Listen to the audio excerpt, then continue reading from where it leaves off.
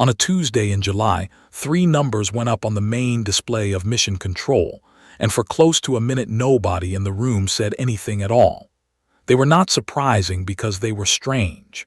They were surprising because, after 2 years of guessing, they were finally an answer to the single question this program has circled since the day the signal came back. Where, right now, is Meridian?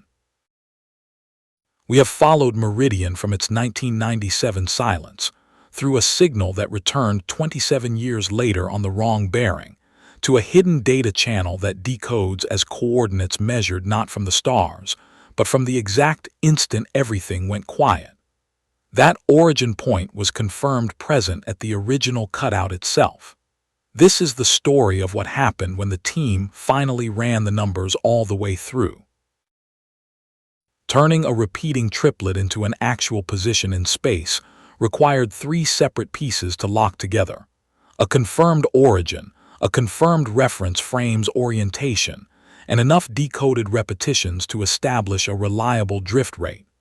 By July, the team finally had all 3. What remained was arithmetic, the kind that takes a supercomputer an afternoon and a room full of specialists 2 years to trust. Start with the simplest possible assumption. Meridian went silent in 1997, kept its last commanded heading, and coasted, unpowered and untouched, for 27 years. That model produces a precise, confident position. Call it position A. It is exactly the position the original 2024 detection should have come from, if nothing at all had happened to Meridian in the silence. The second position does not come from any model at all. It comes directly from the 2024 signal itself, the bearing it arrived on, and the Doppler shift stamped into its frequency by Meridian's own motion relative to Earth. That is position B, not a guess, not a calculation built on assumptions, but a direct physical reading of where the transmission actually came from. It was this mismatch, position A against position B, that opened this entire investigation 2 years ago. The third position is the one nobody had been able to compute until now. Run the 10th channel's confirmed origin, orientation, and drift rate forward from 1997 to the present, and the coordinates resolve to a specific point in space. Call it position C. It is the 10th channel's own claim about where Meridian is, a claim made, as far as anyone can tell, by Meridian itself. Laid over one another, the 3 positions did not split 3 ways. Position C, the 10th channel's self-reported location, fell within the Sky Survey's own margin of error of position B, the position independently measured from the signal's real arrival bearing and Doppler shift. Both sat well clear of position A, the position simple, undisturbed coasting should have produced. The coordinates were not describing an imaginary place. They were describing exactly where Meridian actually is. For a data channel to correctly report a spacecraft's true position, something has to know that position first, accurately, continuously, and independent of the ordinary navigation systems Meridian was launched with, none of which have transmitted usable data since 1997.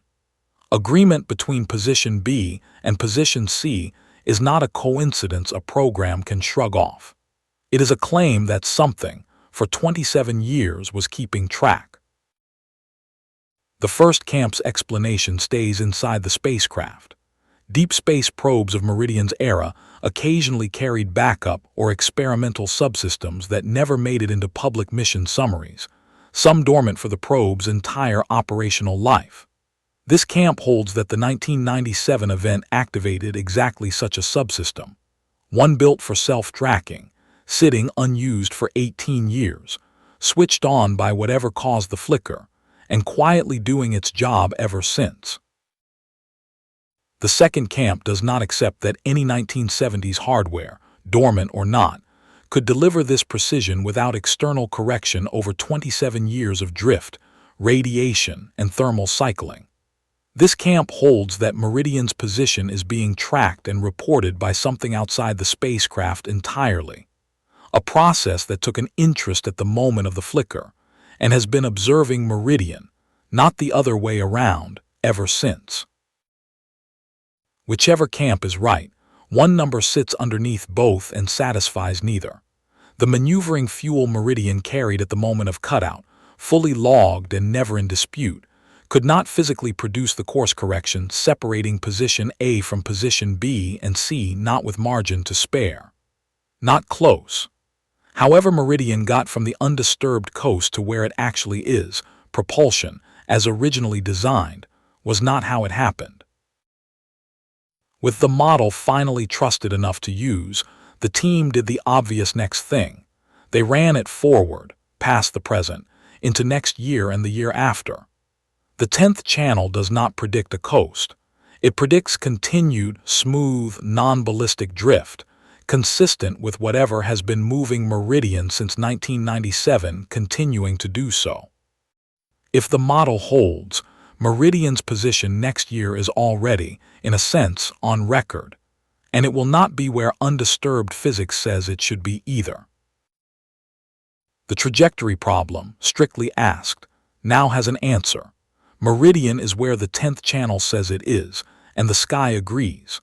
But answering where has only sharpened the question underneath it.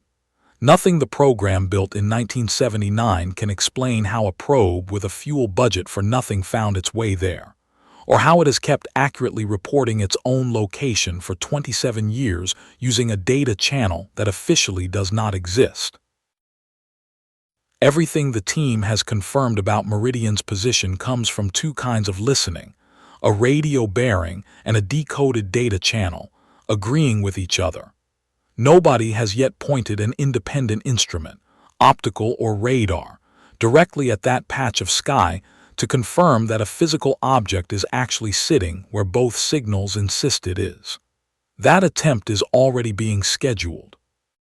Until it succeeds or fails, the position the team solved for remains exactly what it has always been. A very precise answer to where, resting on top of a much larger question about how, and what is still keeping track. We are still listening. If this pulled you in, subscribe. New mysteries drop regularly across every series in the archive project.